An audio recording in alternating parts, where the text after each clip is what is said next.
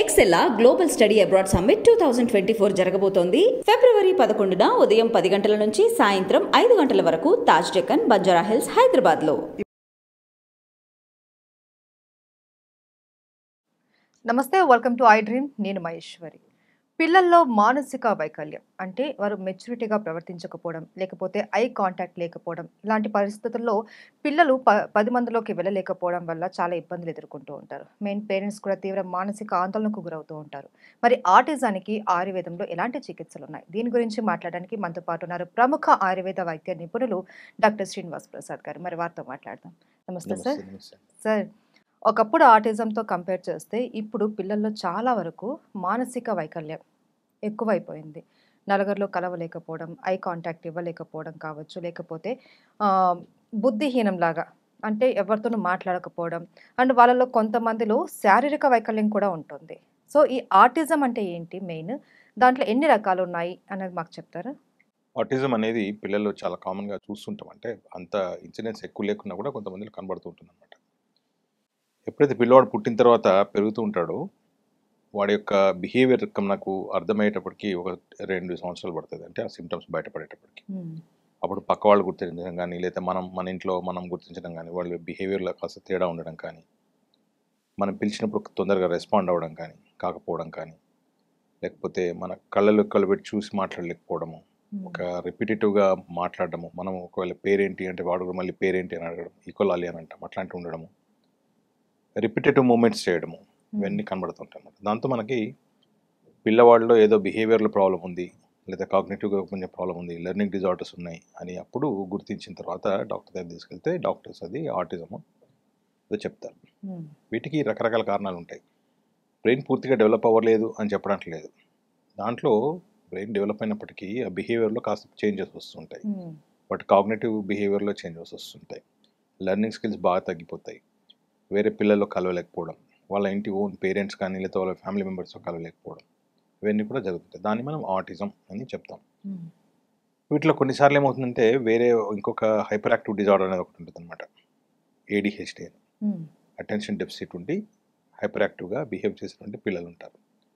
వాళ్ళు ఈ ఆటిజంతో కూడా బాధపడేటువంటి వాళ్ళు, రెండు కలిసి కూడా ఉండేటువంటి అవకాశాలు ఉంటాయి. కొన్నిసార్లు వాళ్ళు సెల్ఫ్ హార్మింగ్ ఎక్కువగా ఉంటుంది. తనకు గిచ్చుకోవడం కానీ, కోసుకోవడం కానీ, ఇవన్నీ జరుగుతూ ఉంటాయి అన్నమాట. సో ఇట్లాంటి జరిగినప్పుడు మనం వాటికి సంబంధించినటువంటి డయాగ్నోసిస్ అంతా పర్ఫెక్ట్గా అయిన తర్వాత ఫస్ట్ పేరెంట్స్కి కౌన్సిలింగ్ చేయాలి. చేసిన తర్వాత ఆయుర్వేదంలో చాలా చక్కటి ట్రీట్మెంట్స్ అవన్నీ కూడా ఉన్నాయన్నమాట. పిల్లల్లో ఎప్పుడైతే శారీరక అభివృద్ధి, మానసిక అభివృద్ధి అని చెప్తున్నప్పుడు మానసిక అభివృద్ధిలో లోపం కారణంగానే ఈ పర్టికులర్గా ఆటిజం ఉంటుంది. అంటే ఆటిజం ఉండడం మూలాన వాడికి మానసిక అభివృద్ధి జరగట్లేదు అని అర్థం. బిహేవియర్లో తేడా రావడం కానీ, వాడి ప్రవర్తనలో మార్పు రావడం కానీ, ఇవన్నీ కూడా జరుగుతాయి అన్నమాట. లెర్నింగ్ అసలు ఉండదు. మాటలు తొందరగా రావు. కొంతమంది పిల్లలు అసలు మాట్లాడరు. మనం పిలిస్తే కానీ తొందరగా పలకరు వాళ్ళు. మనం ఇచ్చే ఏ రెస్పాన్స్ కూడా, మన కమాండ్ కూడా రెస్పాండ్ అవ్వరు అనమాట. ఎన్ని కండిషన్స్ మనకి దాంట్లో కనబడుతూ ఉంటాయి. మా ఆయుర్వేదంలో ఏం చేస్తాం, బేసికలీ ఏదైనా ఒక పర్టికులర్గా మానసికంగా అభివృద్ధి జరగట్లేదు అని అంటే పిల్లవాడిలో ఏదో ఒకడ డెవలప్మెంటల్ డిలే ఉంది అని అనుకుంటాం కదా. దానికి తగ్గట్టుగా ఆయుర్వేదంలో కొన్ని ప్రక్రియలు ఉన్నాయన్నమాట. ఆ ప్రక్రియల ప్రకారం మనం ట్రీట్మెంట్ చేస్తాం. వాటిలో మొట్టమొదటిగా మనం చెప్పుకోగలిగింది ఏంటంటే మందులతో ఇవ్వడం. మందులు కొన్ని ఇచ్చేసి మెంటల్ డెవలప్మెంట్ సరిగ్గా ఉండేటట్టుగా చూడడం, సైకలాజికల్గా వాడు బాగా డెవలప్ అయ్యేటట్టు చూడడం. సెకండ్ థింగ్ ఏంటంటే సరైనటువంటి పద్ధతిలో తల్లిదండ్రులకి కౌన్సిలింగ్ చేయడం. థర్డ్ వచ్చేసి కొన్ని రకాలైన చికిత్సలు చేస్తుంటాం అన్నమాట. పంచకర్మ చికిత్సలు అంటాం. వాటిలో కొన్ని రకాల మెడికేటెడ్ ఆయిల్స్, గీస్ తీసుకుని వాటి ద్వారా మాత్ర బస్తీ అట్లాంటి కొన్ని వస్తువులు అవన్నీ చేయడము, తర్వాత బాడీకి మసాజెస్ చేయడము, శిరోధార లాంటి ట్రీట్మెంట్స్ చేయడము, ఇట్లాంటివి చేస్తూ ఉంటాం అనమాట. దానివల్ల మంచి డెవలప్మెంట్ అయితే వస్తుంది పిల్లవాళ్ళు. అయితే సార్, ఈ ఆటిజం ఎవరి నుంచి వస్తుంది? అంటే జెనెటిక్గా వస్తుందా, లేకపోతే బేబీ తల్లి గర్భంలో ఉంటున్నప్పుడే వస్తుందా?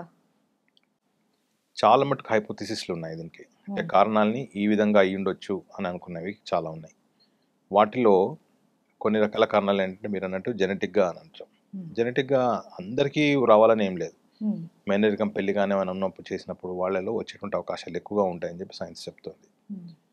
తర్వాత తల్లి గర్భవతిగా ఉన్నప్పుడు తను ఏదైనా ఒక పర్టికులర్ డిసీజెస్ కానీ దేనికైనా లోన్ అయినప్పుడు వచ్చేటువంటి మార్పుల వల్ల ఆ గర్భంలో ఉన్నటువంటి శిశువు యొక్క మెదడులో సరైనటువంటి డెవలప్మెంట్ సరిగ్గా జరగక కొన్నిసార్లు వచ్చేటువంటి అవకాశం ఉంటుంది. తర్వాత ఈ మధ్య ఇంకొక హైపోథిసిస్ ఏంటంటే చాలా చక్కగా వినబడింది, బట్ ఎస్టాబ్లిష్ చేయలేదు. దానివల్ల ఏంటంటే ఈ మనం వ్యాక్సిన్స్ ఇస్తుంటాం కదా, ఆ వ్యాక్సిన్స్లో మనకి కొన్ని మెర్క్యూరియల్ సాల్ట్స్ కొన్ని ఉంటాయి అన్నమాట. వాటి డెవలప్మెంట్, వాటి డిపాజిట్స్ మూలన కూడా ఆటిజం వస్తుందని ఇంకొక హైపోథిసిస్ కూడా ఉంది. సో ఏదేమైనప్పటికీ ఫలానా కారణం వల్ల ఆటిజం వచ్చే అవకాశం ఉంది అని చెప్పడానికి తగినటువంటి ఏం లేవు. అయితే సార్ ఇప్పుడు ఆయుర్వేదంలో ఈ ఆటిజానికి కంప్లీట్ ట్రీట్మెంట్ ఉందా? పూర్తిగా కోలుకొని సాధారణ మనిషిలాగా తయారవచ్చు? ట్రీట్మెంట్, క్యూర్ రెండు ఉంటాయండి ఇక్కడ. ఓకే. ఏదైనా మనం వ్యాధికి ట్రీట్మెంట్ చేసేటప్పుడు క్యూర్ అంటే పర్మనెంట్గా ఆ రోగం నుండి విముక్తి పొందడం, ట్రీట్మెంట్ అంటే మేనేజ్ చేస్తూ మనం మందులు ఇచ్చి కొంతవరకు మేనేజ్ చేయడం. బట్ ఇక్కడ మనకి ఎంత తొందరగా పిల్లవాడానికి మా దగ్గరికి వస్తే, ఇప్పుడు ఎందుకంటే మనము మానసికంగా అభివృద్ధి చెందుతున్నప్పుడు మెదడు అభివృద్ధి చెందుతున్న దశలో 2 సంవత్సరాల వరకు నుండి దాదాపుగా మనకి బ్రెయిన్ స్ట్రక్చరల్గా బాగా డెవలప్ అవుతుంది. ఆ తర్వాత లాజిక్స్ అవన్నీ డెవలప్ అయ్యి ఒక్కొక్క సెంటర్లో లెర్నింగ్ అనేది పెరుగుతుంటుంది. దానికి తగ్గట్టుగా పిల్లవాడు వాడి యొక్క లెర్నింగ్ స్కిల్స్ పెరిగి అట్లానే డెవలప్ అవుతుంటాడు మానసికంగా, అట్లనే శారీరకంగా కూడా డెవలప్ అవుతుంటాడు. ఇక్కడ ఎక్కడ కూడా బ్రేక్ వచ్చినా కూడా మనకి ఇబ్బంది అయ్యేటువంటి అవకాశం ఉంటుంది అన్నమాట. సో మన ఆయుర్వేదంలో ఏం చేస్తాము, ముఖ్యంగా రసాయనాలు ఉంటాయి. రసాయనాలు అంటే కెమికల్స్ కావు, ఒక రకమైనటువంటి వనమూలికల వల్ల మనం ఇవ్వడం వల్ల, మందులు ఇవ్వడం వల్ల రసాయన ప్రయోజనం అనేది శరీరానికి కలుగుతుంది. ఆ ఇచ్చే మూలికలు రసాయనాలు కావు. రసాయనం అనేది ఒక వైద్య ప్రక్రియ. దానివల్ల మనం శరీరంలో ఒక ఆమ్నిపోటెంట్ టైప్ ఆఫ్ టిష్యూస్ని మనం తయారు చేయగలిగినటువంటి క్షమత ఉంటుందన్నమాట. దానికోసం రకరకాల మందులు అవన్నీ ఉన్నాయి. అష్టాంగ ఆయుర్వేదంలో మనకు రసాయన చికిత్స సెపరేట్గా చెప్పబడింది అనమాట. సో ఏ వయసులో ఎవరికి ఎట్లాంటి రసాయనాలు ఇవ్వాలి, దాని యొక్క ప్రయోజనం ఎలా ఉంటుంది, అది తీసుకోవడం వల్ల ముందు ముందు ఏం జరుగుతుంది అనేది ఉంటుంది. ఇక్కడ మేము పిల్లల్లో, ఆటిజం ఇచ్చినటువంటి పిల్లల్లో మేము ఏం చేస్తామంటే మేధ్య రసాయనాలు ఇస్తాం. మేధ్యము అంటే ఈ కొవ్వు అవన్నీ కావు, మేధ్యము అంటే మెదడు, ఇంటెలెక్ట్. ఆ ఇంటెలెక్ట్ని పెంచడానికి అవసరమైనటువంటి ఔషధాలను ఇస్తాం. వాటిలో ముఖ్యంగా మేము వాడేటువంటివి ఏంటంటే బ్రాహ్మి, గుడూచి, ఎస్టిమధు, ఇట్లాంటి కొన్ని రసాయన ద్రవ్యాలు ఉన్నాయి. వీటిని పిల్లవాళ్ళకి కొన్ని రకాలైనటువంటి ప్రిపరేషన్స్లో ఇస్తాం. ఈ ప్రిపరేషన్స్ కూడా ఎలా ఉంటాయంటే అవి సులభంగా మెదడుకు చేరేటువంటి విధంగా ఉంటాయి. దానికోసం మనం ఏం చేస్తామంటే లిపిడ్ బేస్లో మనం తయారు చేస్తాం. Lipid bases, best lipid base ఏంటి మనకి? ఘృతం. ఘృతం అంటే నెయ్యి. ఆ నెయ్యిలో ఈ మందులు అన్నీ కూడా వేసి ఆ నెయ్యిని సంస్కారిత ఘృతంగా తయారు చేస్తాం అన్నమాట. మనకు మార్కెట్లో చాలా దొరుకుతుంటాయి. మహాకళ్యాణక ఘృతం అని, కళ్యాణక ఘృతం అని, బ్రాహ్మీ ఘృతం అని, పంచగవ్య ఘృతం అని, మహాపంచగవ్య ఘృతం అని, ఇట్లాంటివి చాలా ఉంటాయి అన్నమాట. ఈ ఘృతాలన్నీ కూడా ఔషధ మూలికలు వేసి బాగా ప్రాసెస్ చేసినటువంటి ఘృతాలు అన్నమాట. ఈ ఘృతాలని చక్కగా ఒక పర్టికులర్ స్టిపులేటెడ్ టైం వరకు రెగ్యులర్గా పర్టికులర్ డోసేజ్, ఆ పిల్లవాడికి తగిన డోసేజ్లో ఇస్తూ పోయినట్లయితే చక్కగా పిల్లవాడు బాగా కోలుకుంటాడు. అయితే క్యూర్ అనేది దగ్గర బాగానే వస్తుంది, మనకి చెప్పడానికి లేదు. క్యూర్ కంప్లీట్గా అవుతుందా అంటే దానికి ఏం లేదు చెప్పడానికి, బట్ చాలా వరకు అయితే ఇంప్రూవ్ అవుతుంది. క్వాలిటీ ఆఫ్ 80% అట్లా కూడా చెప్పడానికి కాదు.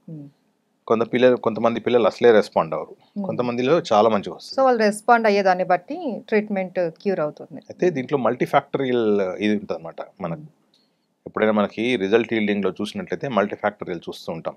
ఒకటి ఎన్వామెంట్, పిల్లవాడు ఉండేటువంటి ఎన్వామెంట్, వాళ్ళ పేరెంట్స్ నుండి, ఫ్యామిలీ మెంబర్స్ నుండి వచ్చేటువంటి అఫెక్షను అవన్నీ ఉంటాయి కదా, అటాచ్మెంట్స్ అవన్నీ వాటి మీద కొంతవరకు డిపెండ్ అయి ఉంటుంది. తర్వాత పిల్లవాడికి మనం ప్రొవైడ్ చేసేటువంటి ఏమంటారు అంబియన్స్ కానీ అది కానీ దాని మీద కూడా డిపెండ్ అయి ఉంటుంది అనమాట.